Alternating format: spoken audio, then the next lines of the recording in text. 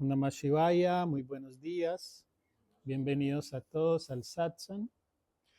Como les mencioné al inicio del Kirtan, hoy vamos a hablar sobre Bhakti, Yoga y Jnana Yoga, el camino de la devoción y de la sabiduría dentro del marco del retiro de meditación. Pero antes quería pedirle el favor a Sergio, si podemos hacer desde ya lo del advenimiento,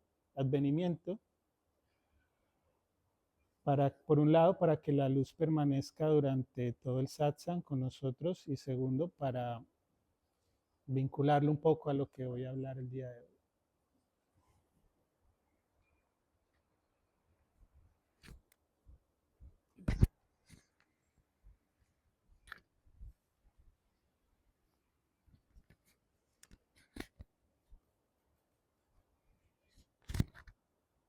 Bueno, entonces hoy comenzamos un tiempo muy especial, que es el tiempo del Adviento. Y Adviento significa advenimiento o espera. Entonces, es un tiempo muy especial en el que vamos a prepararnos por 4 semanas para el nacimiento espiritual de Jesús en cada uno de nosotros. Entonces, es una tradición muy bonita, muy especial. Un segundo, por favor. Entonces, la corona de Adviento es un símbolo que nos va a recordar todos estos días diferentes cualidades para ir encendiendo esa luz interna para el nacimiento de algo muy bonito en nosotros. Entonces, más que el símbolo físico y lo que vamos a vivir en Navidad, es el contexto espiritual que nosotros hagamos paso a paso ese camino hacia nuestra iluminación, ¿cierto? Entonces es como ir encendiendo esas luces de nuestro camino hacia ese gran propósito que nosotros tenemos. Entonces va a ser muy especial ver cómo cada día, cada domingo, cada 8 días, vamos a ir encendiendo una de las 4 velas que ven ahí. Entonces, la corona Adviento tiene primero la forma circular, que es ese conmemorar de que nosotros somos eternos y que es un círculo que no tiene principio ni tiene fin. Entonces es como la representación de esa eternidad. También tenemos el verde del follaje que tiene la corona y es el signo de la vida, también el color del corazón. Entonces es el símbolo de la capacidad de permanecer vivo, de estar siempre, que no morimos, no nacemos, no morimos y que somos eternos. Y también de generar esa vida y ese sentimiento bonito. Y las 4 velas van a ser el símbolo de 4 virtudes que queremos ir cultivando para esa preparación espiritual de ese nacimiento de Jesús en nosotros. Entonces vamos a aprender cada domingo una vela con una virtud. Por eso es muy especial que durante la semana vayamos pensando en esa virtud. Entonces la primera del primer domingo es la esperanza, después vamos a caminar hacia la paz, luego a la alegría y por último al amor, hasta que lleguemos al centro, que va a ser como la vela del nacimiento. Entonces es muy bonito, pues el símbolo, y además tiene otros símbolos como la canela, tiene símbolos como las frutas, que ya tienen pues como contexto ya de abundancia, de prosperidad, de los frutos que queremos ver en nuestra vida, por eso también se ven frutos. Entonces es una representación muy especial, simbólica, pero va a ser de energía muy potente para el astro. Entonces por eso pues la tenemos acá y vamos a hacerla encendiendo todos los días la vela correspondiente. Entonces vamos a hacer el ritual de este domingo. A ver si encuentro la cosa. Entonces dice, la luz no lucha contra la oscuridad, simplemente brilla, y al brillar transforma. Así también el corazón humano. Cuando una chispa de esperanza se enciende, todo un camino nuevo se vuelve visible. Que esta luz nos recuerde que cada día podemos renacer hacia lo más luminoso de nosotros mismos. Entonces vamos a cerrar un momentico los ojos y vamos a llevar la atención a esa virtud de la esperanza. Y se van a imaginar frente a ustedes esa pequeña llama de esperanza que quieren encender en sus vidas. Y deja que esa luz represente esa cualidad que necesitas hoy. Sea la esperanza, sea la serenidad, sea la claridad, sea la dirección. Y siente cómo esa luz se va expandiendo hacia tu pecho, como un calor suave que te sostiene. Cada inhalación la viva, cada exhalación libera.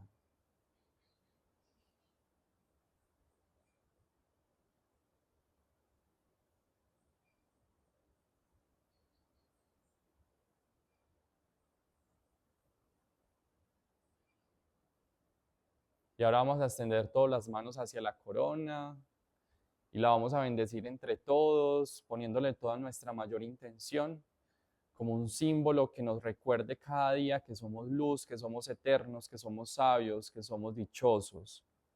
Y que vamos a ir construyendo ese camino hacia nuestra propia iluminación y que este diciembre realmente nazca algo muy bonito en nosotros. Bendecimos esta corona y esta primer vela, símbolo de la esperanza, que su luz ilumine nuestras sombras, que su calor despierte en nosotros confianza y fortaleza, y que su brillo inspire claridad, paz y compasión. Que cada vez que la contemplemos, recordemos que la luz interior nunca se apaga, que esta llama sea guía y compañía en el camino hacia lo más luminoso de nuestro ser. Bajamos nuestras manos, la llevamos al corazón y conectamos.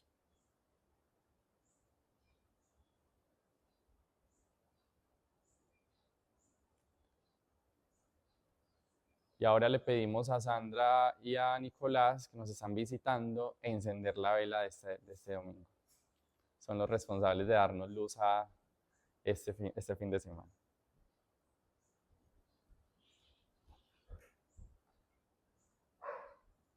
Mientras tanto, vamos a ir cantando y mandando la energía. Que florezca la luz, que florezca la luz, que florezca la luz.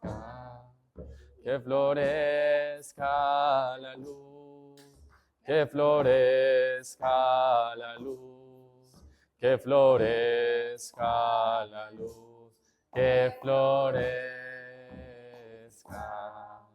que florezca la luz, que florezca esperanza, que florezca la esperanza, que florezca, que florezca la luz, que florezca la luz, que florezca la luz, que florezca.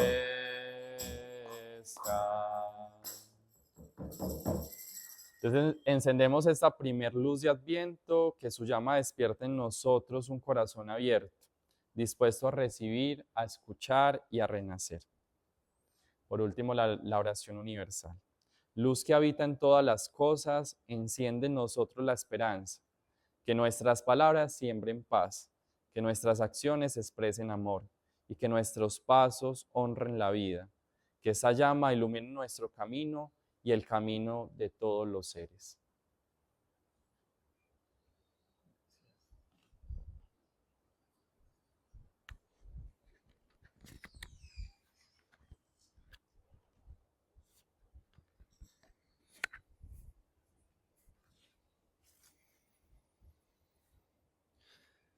Vamos a sentir muy profundamente esta luz en nuestro corazón, la luz divina, la luz de la esperanza. Deseamos que esta luz llegue a todos los seres, sobre todo a aquellos que están afligidos, para que nazca la esperanza en sus corazones de florecer, de ver la vida con alegría, con paz y con amor.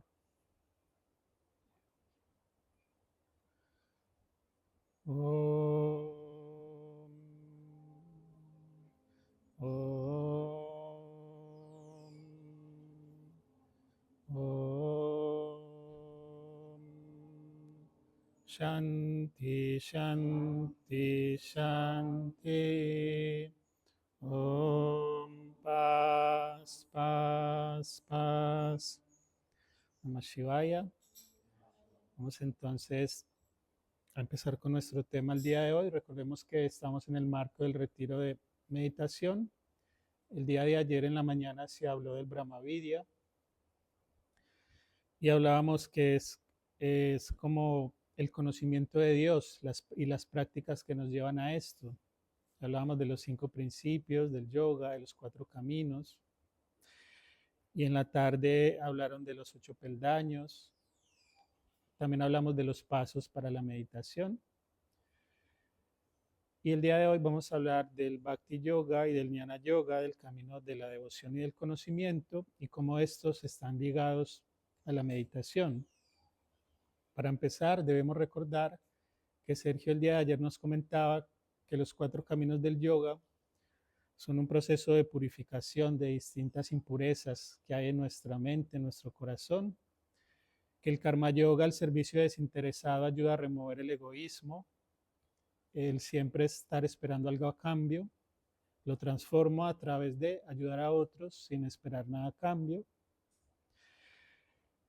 que la agitación mental y de las emociones se purifica a través del camino del Raya Yoga, que es el del control de la mente, que es el camino de la meditación, y que empieza por la práctica ética, pero también estas emociones y la agitación de la mente se pueden controlar a través de la práctica del Bhakti Yoga o del camino de la devoción. El Bhakti Yoga se considera la práctica yógica que nos permite despertar el amor divino o conectar con Dios a través del amor. En nuestra tradición cristiana es muy familiar para nosotros este camino porque es el que más se practica. Es un camino que, como dice Shivananda, consiste en abandonarse a Dios. Recordemos cuando estudiábamos la Bhagavad Gita, el mensaje central para Arjuna, que estaba en un campo de batalla, confundido, que es la batalla interna de nuestras emociones y de los retos de nuestra vida, él le decía: Krishna, Arjuna, refúgiate en mí, yo te protegeré, ¿cierto? Y también en otras partes de la Gita nos enseña la importancia de ofrecer los resultados de nuestras acciones a Dios, porque finalmente Dios es el dueño de todo nuestro ser, de nuestra vida, pero también de toda esta capacidad que tenemos para actuar. Entonces dicen los yogis que aquel que no ofrece los frutos a Dios es como un ladrón que se está quedando con aquello que no le pertenece, porque realmente todo le pertenece a Dios. Entonces, realmente la enseñanza principal de la Bhagavad Gita es, por un lado, la entrega a Dios, es una enseñanza de devoción y de amor hacia Dios. Dice Swami Shivananda que el Bhakti es el amor por el amor. El devoto solo desea a Dios sin ninguna expectativa egoísta y sin ningún temor. Imagina que la deidad preferida es un océano de amor. O sea, cuando dice deidad preferida es como la deidad con la que más conectamos. Jesús, María, Krishna, Sarasvati, cualquiera que sea nuestra inclinación. Dice, sentimos que esa deidad es un océano de amor. Y este amor también lo reflejan los santos. Hay historias en las que cuentan que cuando algunos discípulos de Swami Shivananda, que cuando ellos estaban en satsang con él, era como estar en la orilla del mar, sintiendo que olas inmensas de amor llegaban hacia ellos todo el tiempo, porque es gente que está establecida en esa vibración del amor divino. El Bhakti transforma al ser humano en algo divino. Intoxica al devoto con amor cósmico, le da satisfacción eterna, hace que su mente se aparte de los objetos del mundo para regocijarse en Dios. De la práctica de Bhakti también es una manera como nosotros enfocamos nuestra mente en las distintas formas como nosotros simbolizamos a Dios, la luz, los altares, las distintas imágenes. Es de hecho una práctica de concentración muy poderosa y nos ayuda a apartar nuestra atención del mundo, de los deseos del mundo, de los conflictos del mundo y por cierto momento enfocarnos en la contemplación y en la adoración de Dios.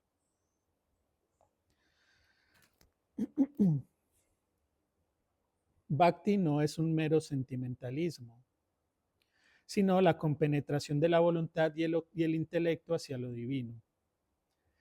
Es el amor supremo por Dios que luego florece en jnana, o sea, en conocimiento. Conduce a la inmortalidad y a la realización de Dios. Para los yogis, el bhakti o la devoción es la madre del conocimiento. Digamos que el conocimiento en el yoga o la sabiduría se vincula mucho al estudio de las escrituras sagradas o a lo que llamamos la filosofía del yoga. Pero no es un mero entretenimiento intelectual, sino que el cultivo de la sabiduría busca justamente que nosotros podamos despertar ese amor divino también. Por eso dice en este momento de que el bhakti culmina en el conocimiento, ¿cierto? Y el conocimiento es la experiencia directa de Dios. Vamos a tratar un poco de cuáles son las prácticas del bhakti, cuáles son ese conjunto de prácticas que nos llevan a esta experiencia, porque los yogis siempre responden a la pregunta de cómo hacer eso, de cómo lograr esa conexión con Dios, de cómo llegar a ese conocimiento de Dios, de cómo llegar a esa experiencia de amor divino. Entonces en el yoga, en el Bhakti Yoga se habla de nueve métodos o 9 prácticas, varias de ellas muy familiares para nosotros, como les digo, desde la tradición cristiana. La primera práctica se llama Sravanam, que significa oír las historias de Dios.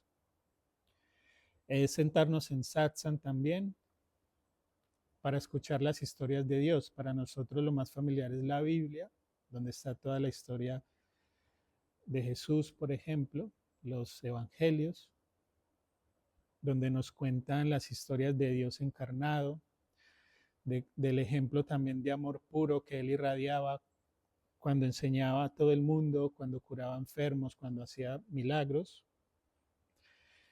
Y en el caso del yoga también hay muchas escrituras, como son la Bhagavad Gita, donde se habla de la enseñanza principal de Krishna, todo el Mahabharata también, pero también el Srimad Bhagavatam. También están otros textos sobre la Madre Divina. Entonces, dice, oír las historias de Dios, ojalá en satsang, pero si no, leerlas también. Es otra manera es una práctica de devoción. Y por supuesto que lo hacemos dentro de un marco también de devoción. Hacemos como una introducción, una oración o un mantra o prendemos una velita, lo hacemos como un ritual también, porque no es como sentarse a leer una novela o una historia cualquiera, sino que estamos estudiando o conectando con un libro sagrado que nos va a permitir conectar con lo más supremo y con lo más profundo también de nuestro ser. La segunda práctica es el kirtanam o el kirtan, que es lo que hacemos todos los días y que significa cantar el nombre de Dios. Lo hacemos todos los días con los cantos cotidianos. También en los distintos cultos cristianos se hacen muchos cantos de alabanza. Entonces es algo, como les digo, con lo cual estamos muy familiarizados. Y es también las prácticas del Bhakti en general conectan más desde el corazón que desde la razón, ¿cierto? Si bien hay una parte emocional allí, como dice Shivananda, no es sentimentalismo, sino que es llevar ese aspecto de nuestro ser que son las emociones para elevarlas hacia emociones positivas, ¿cierto? Hacia emociones como el amor, pero también la alegría, ¿no? La esperanza también. El tercer paso se llama Smaranam, que es recordar el nombre y la presencia de Dios. Para los yogis y en general también los caminos, todos los caminos espirituales sugieren que durante el día tú estés recordando a Dios. Para nosotros, especialmente a través de la repetición de mantras en la mente, pero también puede ser a través de la repetición, por ejemplo, de ejaculatorias o de pequeñas oraciones durante el día, ritualizar todo lo que hacemos. Pero también, sobre todo para los karma yogis, recordar que todo el tiempo nosotros estamos sirviendo a Dios en el otro, ¿cierto? Que es también reconocer que el otro es lo mismo que yo soy en esencia y es una manifestación divina. Entonces, recordar a Dios durante el día puede ser repetir un mantra, una oración, pero también cantar kirtan o canciones de alabanzas durante el día. Y en general ver la presencia de Dios pues en todo lo bello de la vida, ¿no? Aunque también en todo lo negativo como una enseñanza, pero empezamos por lo más fácil, que es verlo en todo lo bello, en la naturaleza, en los seres que nos acompañan, en el alimento. Luego la cuarta práctica se conoce como Padasevanam, que es servir a los pies del loto de Dios. Y esto, digamos que uno puede preguntarse, ¿yo cómo puedo servir a Dios en mi vida diaria? Digamos que aquí es un poco sencillo por el concepto que tenemos de karma yoga, pero fuera de aquí es como volver nuestro trabajo y nuestras labores cotidianas en el hogar y con los seres que nos rodean, volverlos un karma yoga. Es muy interesante preguntarse cómo servir a Dios a través del trabajo que yo tengo en la empresa o en el proyecto que yo mismo lidero. Cómo transformar eso no tanto en un trabajo normal, sino en un servicio a Dios. Y eso, en inicio, es cambiar la visión que tengo de mi trabajo. Probablemente siga haciendo lo mismo, pero lo hago con otra visión. O posiblemente también eso implique adaptar un poco lo que hago para que genere un impacto más positivo y beneficioso para el mundo. Y en general, pensar o sentir cómo puedo yo servir a Dios en todo momento, incluso en el cuidado de mi propio ser. Cuando yo cuido mi mente, cuando yo cuido mi cuerpo, también estoy sirviendo a Dios a través de mi autocuidado. La quinta práctica se conoce como Archanam, que son ofrendas a Dios a través de rituales como la puya. Entonces, no es como nosotros también tener un espacio durante el día para hacer un pequeño ritual, puede ser al iniciar el día y al terminarlo, donde ante nuestro altar prendemos una velita, ofrecemos una flor, ofrecemos una semilla, ofrecemos una fruta o simplemente algo simbólico que nosotros mismos hayamos creado, como un gesto por un lado de agradecimiento a Dios por todo lo que nos brinda y también puede ser un momento también para pedirle a Dios que nos ayude en algún reto, que nos ayude también a cultivar alguna virtud, como por ejemplo esta semana podemos, dentro de una pequeña puya, una pequeña ofrenda, pedir a Dios que nos permita despertar la esperanza en nuestros corazones. Y esta ofrenda también se puede hacer en el río, en la naturaleza, no necesariamente ante un altar, pues formalmente, pero puede ser en cualquier momento de nuestro día, ¿cierto? Eh, hacer un pequeño ritual de ofrenda y es como decimos, el verdadero ritual sucede en el corazón. El gesto externo es una ayuda para despertar algo interno. Realmente toda ofrenda es interna, sucede en nuestro corazón y por eso nosotros decimos es entregar nuestro corazón. Ofrendar es ofrecer nuestro corazón, es ofrecer todo nuestro ser ante Dios para que haga con nosotros nos haga o nos permita reconocernos como un instrumento suyo. La próxima práctica se conoce como Vandanam y es postrarse ante los pies de Dios. Puede ser como lo hacemos aquí al final en el Arati, postrarnos físicamente, bajar nuestra cabeza al suelo, poner nuestra mente un poco más abajo del corazón, ¿no? Y reconocer con mucha humildad el poder de Dios, ¿cierto? El poder de Dios que obra en nosotros, que obra en todo, y como decimos también comúnmente, es sobre todo entregarnos para que se haga la voluntad de Dios en todo momento y no tanto nuestra voluntad, porque constantemente estamos luchando para que las cosas sean como nosotros queremos. Pero aunque nosotros tenemos muchos planes, siempre Dios tiene mejores planes para nosotros. Entonces es muy importante rendirse ante la grandeza divina y refugiarse en Dios, como dice Krishna a Arjuna en la Gita. Refúgiate solo en mí, yo te protegeré del sufrimiento. Y también podemos hacer postraciones mentales, no necesariamente el gesto físico.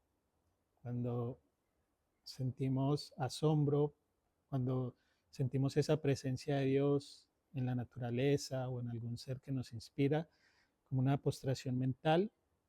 Shivananda o los santos en general, pero cuentan mucho de Shivananda que él se iba postrando ante las personas que encontraba, los animales, los perros, los gatos, el mico, el rico, el pobre, no importaba quién, él se postraba ante todos, físicamente y ni qué decir mentalmente.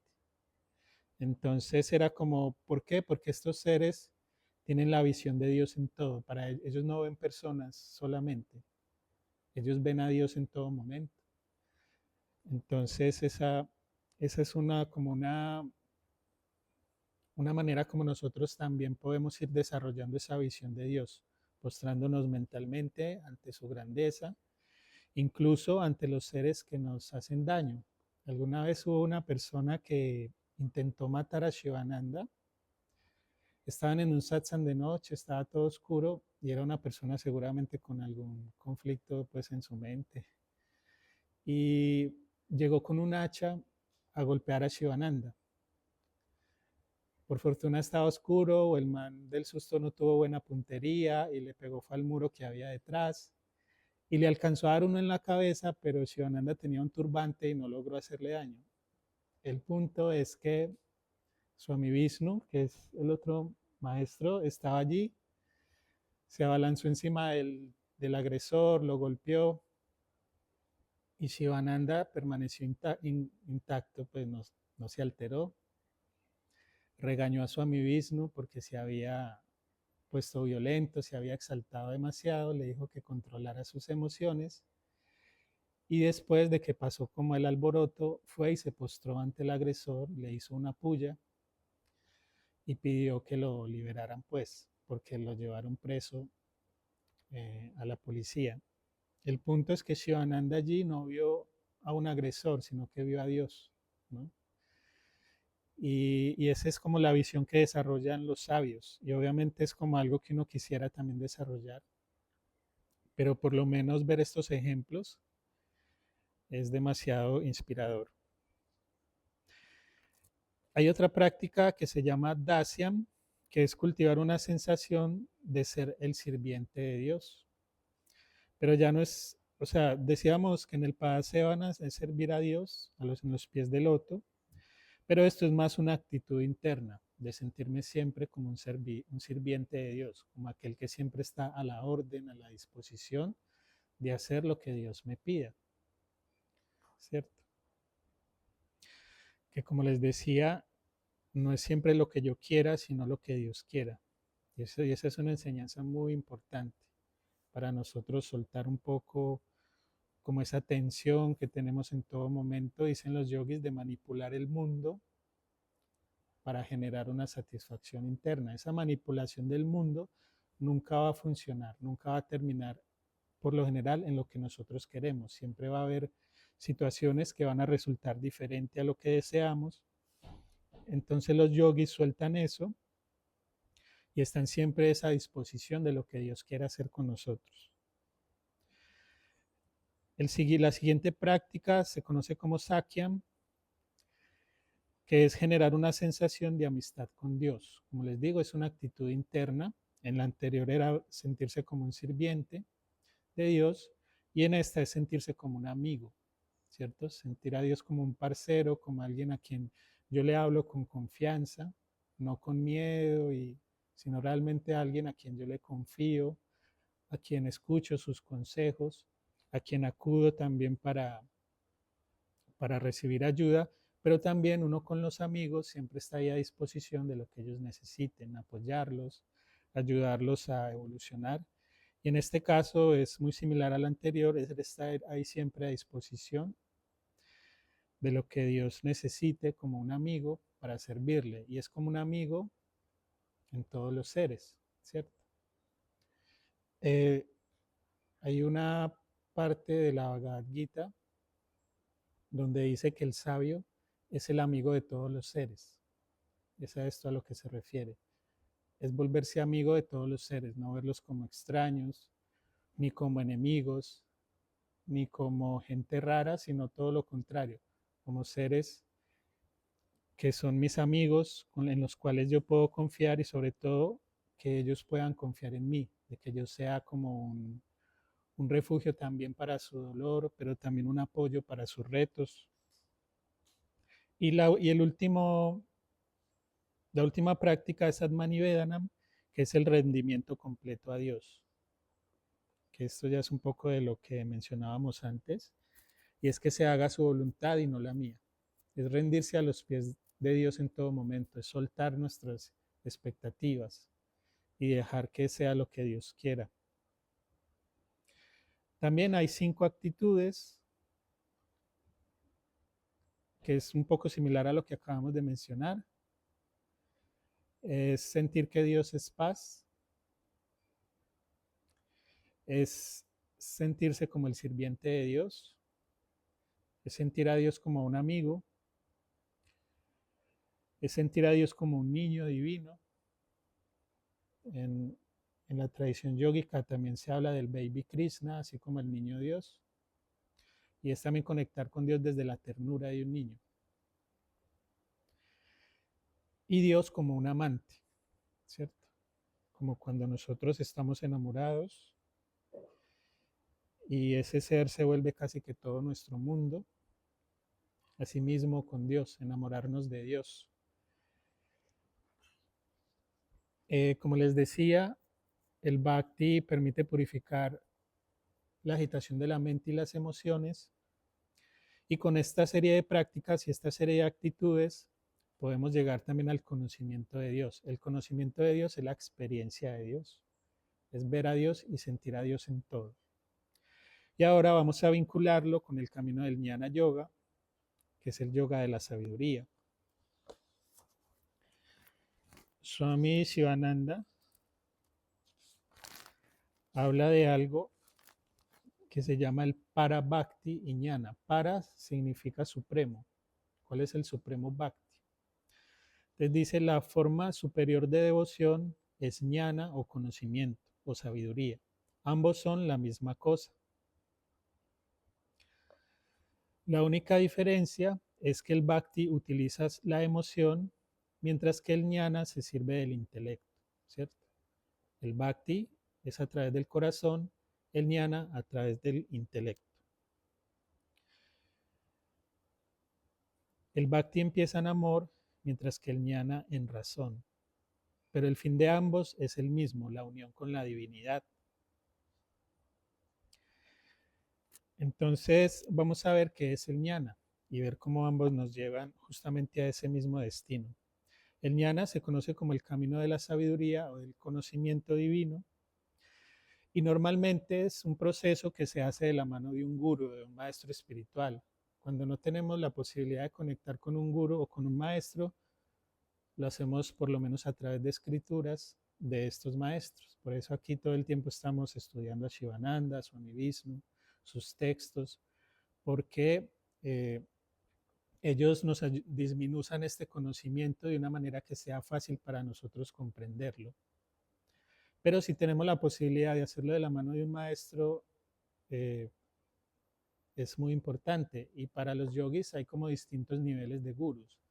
Uno es como el gurú que es como Shivananda y Swami Vishnu, que son seres iluminados, santos, con los cuales por karma y por bendición de Dios, algunos tienen la posibilidad de vivir con ellos físicamente, en un ashram o en cualquier lugar, pero estar con ellos todo el tiempo, recibiendo satsang.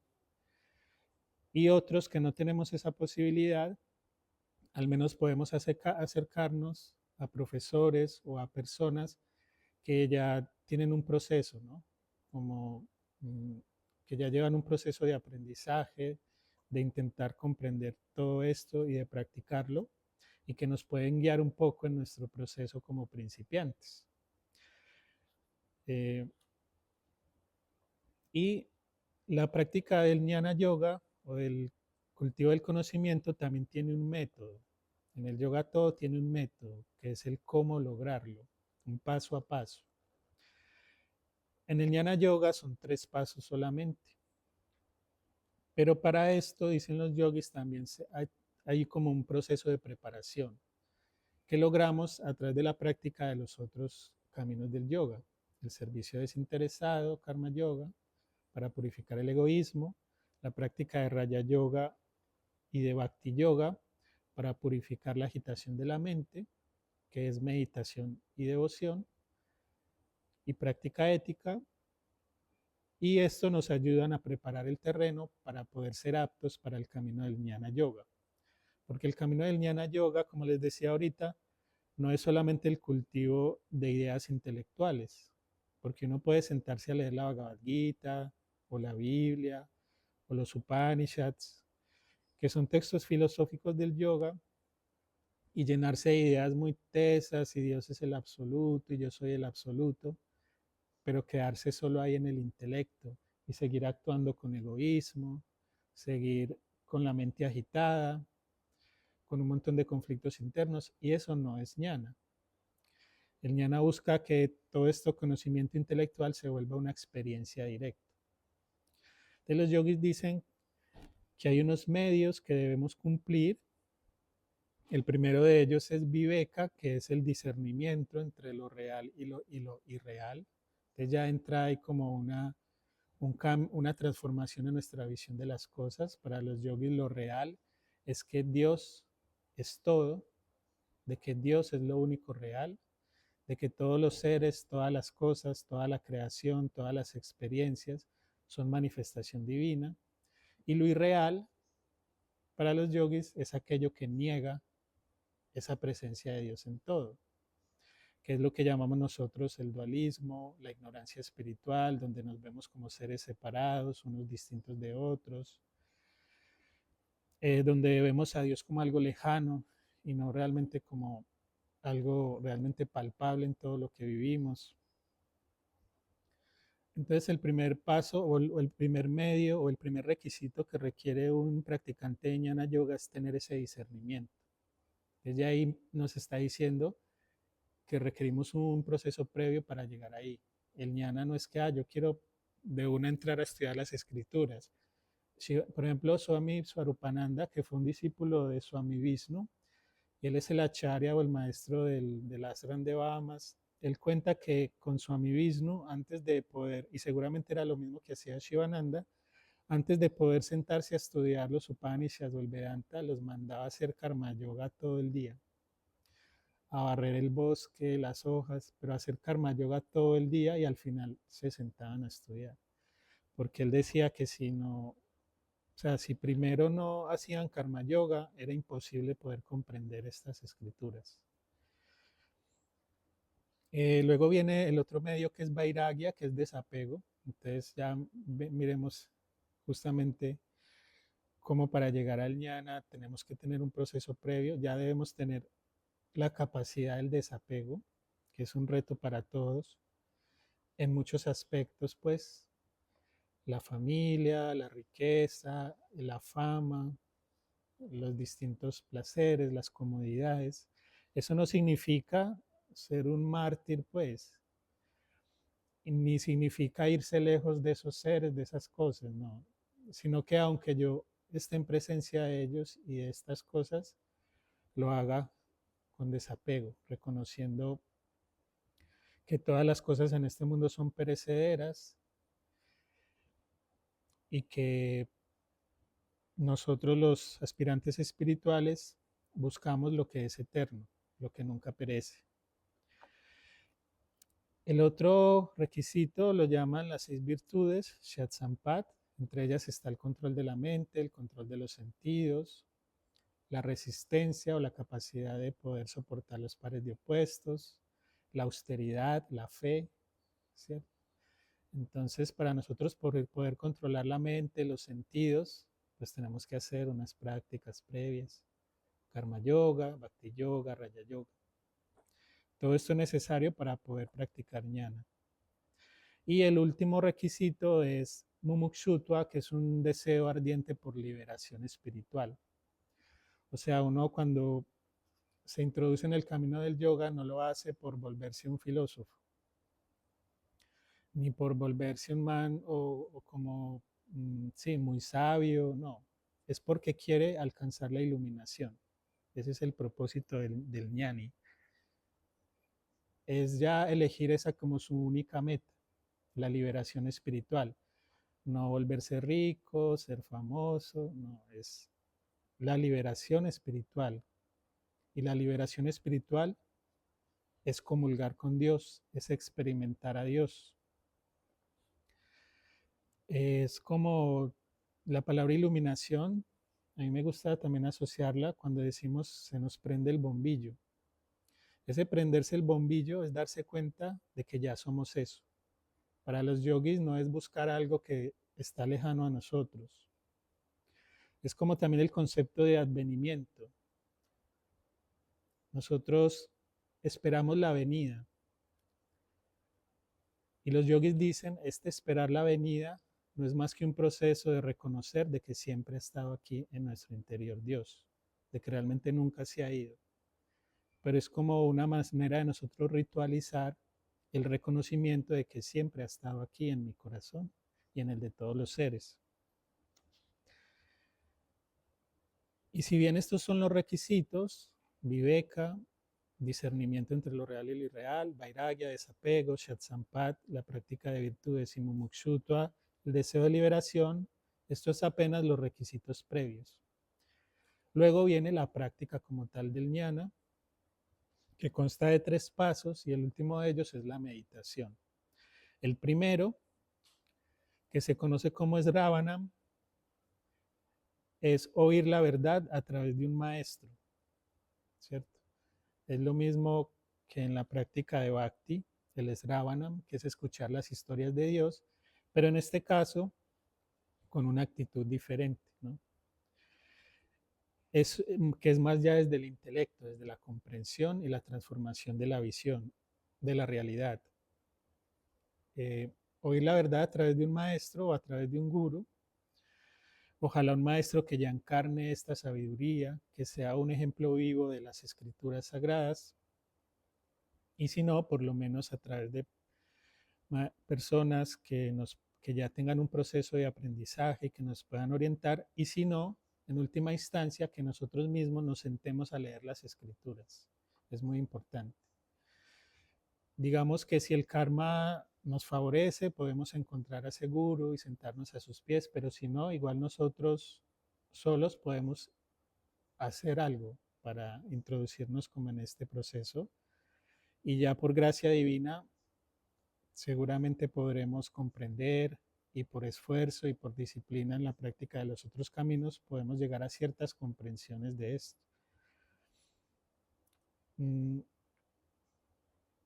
Entonces es Ravanan, que es oír la verdad a través de un maestro o estudiar las escrituras. Es un primer paso. Las escrituras, como les decía, puede ser la misma Biblia, pero para los yogis especialmente la Bhagavad Gita y los Upanishads. Les decía cuando estudiábamos Bhagavad Gita que la Gita es una síntesis de los Upanishads. Los Upanishads son unos textos que vienen de los Vedas, que es como el texto religioso más antiguo e importante del hinduismo y de la humanidad quizá. Y en este texto, que se divide básicamente en dos cosas, uno es lo que llaman el Karma Kanda, que es todo lo que tiene que ver con el camino de la acción, de la forma como la sociedad debe vivir, pero también de las prácticas religiosas y ritualísticas que los sacerdotes hindúes realizan. Y el Jnana Kanda, que es la sección del conocimiento o de la sabiduría espiritual, y es una sección que habla todo el tiempo de la naturaleza de la divinidad, que es Satchidananda, existencia, conciencia y dicha absoluta, de que es infinito, eterno, y como dicen los yogis, no es que esté contando no solamente la naturaleza de la divinidad, sino que está hablando todo el tiempo de nuestra naturaleza. Por ejemplo, cuando leemos la Gita, dicen, tenemos que hacerlo con una actitud de, de que todas esas enseñanzas que Krishna está dando es sobre lo que nosotros somos. No está hablando de algo distinto a lo que nosotros somos. Entonces, cuando también nos acercamos a los Upanishads, que ya sería como un proceso posterior a lo que es el estudio de la Bhagavad Gita, ya es como un estudio un poco más avanzado, siempre debemos hacerlo con esa actitud, que ese texto todo el tiempo está hablando desde nuestra propia naturaleza. Entonces, el primer paso es el estudio de las escrituras, ya sea de la mano de un maestro o por nuestra cuenta. El segundo paso es Mananam, que es recordar o reflexionar en estas enseñanzas. Entonces, no es solamente que nos sentamos a estudiar la Bhagavad Gita o escuchamos un satsang sobre esto y ya el resto del día pensamos en bobadas, ¿no? La idea es que durante el día, en donde estemos, a donde vayamos, en lo que sea que estemos haciendo, pensemos en lo que estudiamos. Por ejemplo, cuando hacíamos el capítulo de Bhagavad Gita sobre la inmortalidad del alma, sobre que nunca nace, nunca muere, no puede ser cortado, mojado, secado, las armas no lo cortan, etcétera. La idea es que durante el día siguiéramos pensando en eso, ¿sí? Para poderlo interiorizar mejor, ¿no? Y porque, como dice Patanjali en los sutras, en aquello que pensamos nos convertimos. Entonces, si yo estoy pensando todo el tiempo en estas enseñanzas, va a llegar el momento en que de forma natural esa va a ser mi visión de las cosas y de mi propio ser. Es saturar, es muy importante saturar la mente con estos pensamientos, con este conocimiento, para que nuestra visión de la realidad se transforme y podamos experimentar eso que somos en esencia y que se traduce en dicha o en felicidad. El tercer paso y último se conoce como Nididhyasana y es una práctica de meditación, ¿cierto? Por eso Sergio ayer decía de que la meditación es el único, y cuando dice único es único, camino que nos lleva a la liberación espiritual. Los demás son procesos de preparación. Y por supuesto que esta meditación culmina en el conocimiento de Dios, lo que es Brahma Vidya o la experiencia de Dios. Por ejemplo, el Jnana Yoga, dicen los yogis, también es un camino de purificación, pero es una purificación del intelecto. Si bien el Karma Yoga purifica el egoísmo, el Bhakti Yoga la agitación de la mente y lo mismo el Raya Yoga, el Jnana purifica el intelecto. Y cuando dice eso es, purifica o transforma nuestra visión de la realidad, la manera como nosotros a través del pensamiento vemos todo. Yo, tú, él, nosotros, vosotros, ellos. Es cambiar esa separación por somos uno. No hay un yo, no hay un otro, no hay un él, no hay un ellos. Solo hay uno. Como cuando les ponía el ejemplo, somos un solo planeta. O sea, eso es lo más fácil de ver en este mundo. No somos millones de seres, somos un solo planeta. Somos un solo universo, somos una sola divinidad Y eso es lo que hace el ñana, transformar nuestra visión de las cosas. Pero todo este proceso debe culminar en una meditación. ¿Meditación profunda en qué? En la verdad. ¿En la verdad de qué? De que somos Satchidananda, de que somos esa existencia infinita, esa conciencia absoluta y esa dicha absoluta. Cuando esta sabiduría se vuelve experiencia y se revela dentro. O sea, a través de la meditación nosotros podemos llevar este conocimiento a una experiencia. Por eso cuando estábamos en la meditación los invitaba a contemplar a Dios en ese sonido, pero también en tu interior. Porque lo que busca la meditación es justamente que podamos experimentar a Dios directamente. Entonces el conocimiento o la sabiduría para el ñana no es solamente intelecto, sino una experiencia directa. Y ya para culminar, les voy a compartir dos cosas. Uno, que son unas grandes declaraciones o unas frases pequeñas, podemos decir como una especie de ejaculatorias, que también igual son mantras, que nos recuerdan esa esencia o esa naturaleza última de la realidad y de lo que nosotros somos. El primero, estos son de Shankaracharya. Shankaracharya es un maestro del linaje que tenemos aquí en esta estatuilla negra que está en el lado derecho de ustedes. La representación de Shankaracharya, que fue el maestro que instauró en toda la India la filosofía no dualista.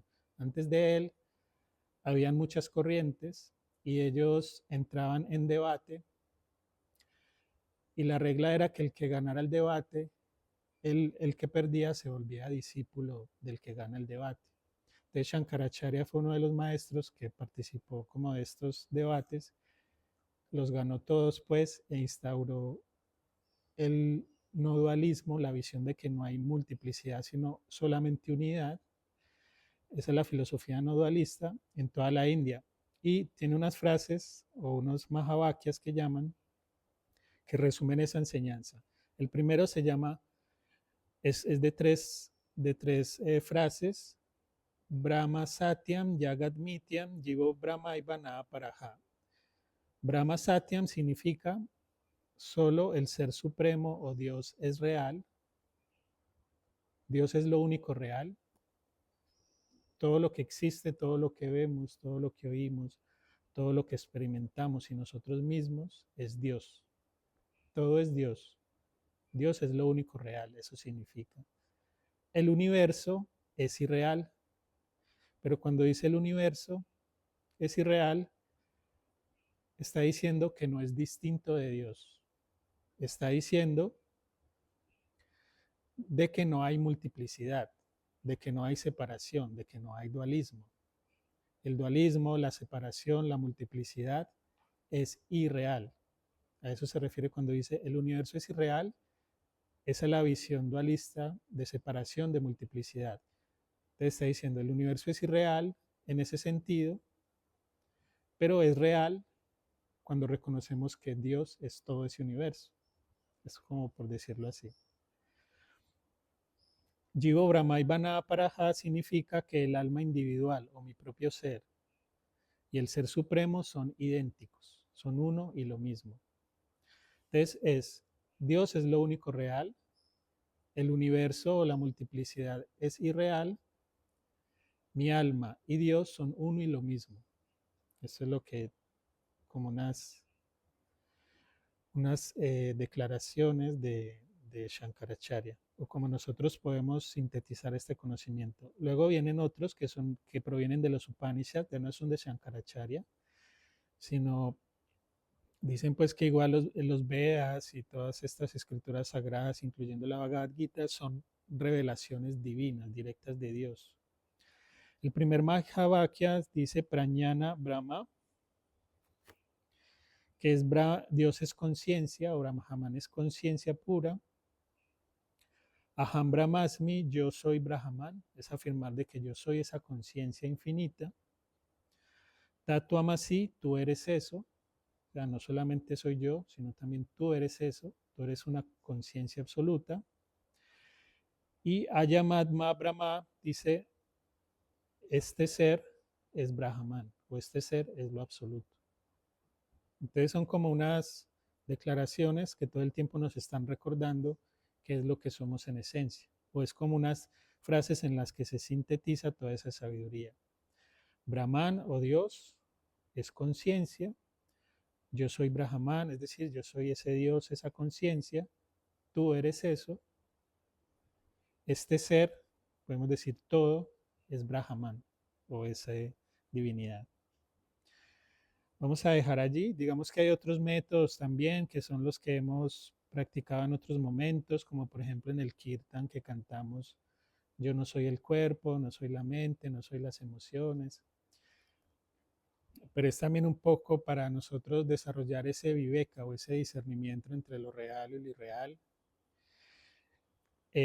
También hay una práctica de lo que es el testigo silencioso, que es cuando el maestro Cristian nos dice, date cuenta que te estás dando cuenta de lo que estás haciendo, y es vernos como un observador de todo lo que sucede, incluyendo en nuestra mente, que es quizá el reto principal, porque nosotros estamos acostumbrados a observar el mundo, y es muy fácil observar el paisaje, pero observe su mente y no se identifique con ella. Normalmente nosotros creemos que somos nuestros pensamientos, pero nos cuesta mucho verlos en perspectiva, como si yo viera este objeto, ver a mis pensamientos así, simplemente como si estuviera viendo una película y no, y no emitir ningún juicio ni ninguna opinión, sino solamente observarlos, como observo el bosque, como algo que sucede fuera de mí.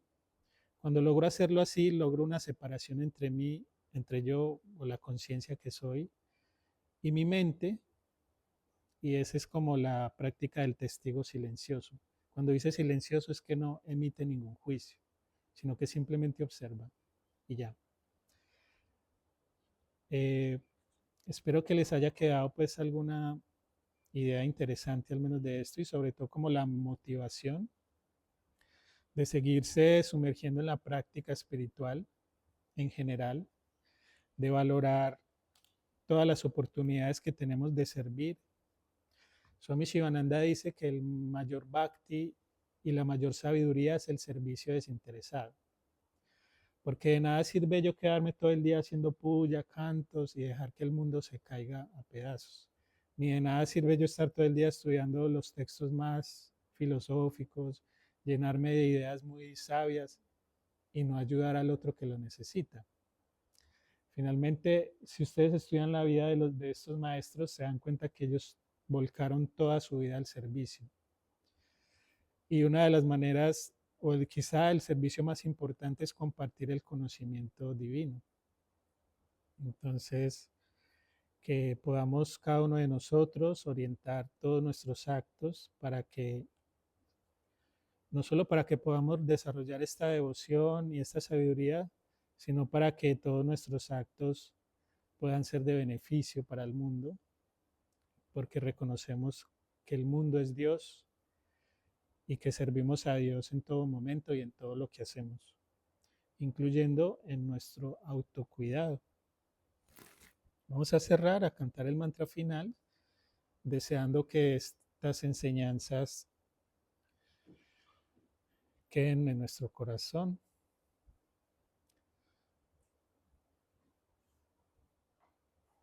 Om, Om, Om.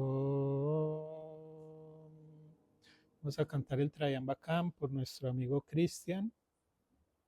Muy agradecidos por toda su presencia, por nuestro amigo Bumi, que también se va pronto, y por su madre que está enferma, y por cualquier intención que cada uno de nosotros quiera exponer. Om Trayambakam Yayamahe Sugandhim Pustivardanam Urvarukamiva Vandanam Mrityor Muksiyamamritat Om Trayambakam Yayamahe Sugandhim Pustivardanam Urvarukamiva Vandanam Rityor Muksiyamamritat Om Trayambakam Yayamahe Sugandim Pustivardanam Urvarukamiva Vandanam Rityor Muksiyamamritat Om Shanti Shanti Shanti Om Paz Paz Paz. Bolo Sadhguru Swami Shivananda Maharaj Ki Jai. Bolo Sri Guru Vishnu Devananda Maharaj Ki Jai. Om Namah Shivaya. Hari Om. That's it. Hacemos el arati corto.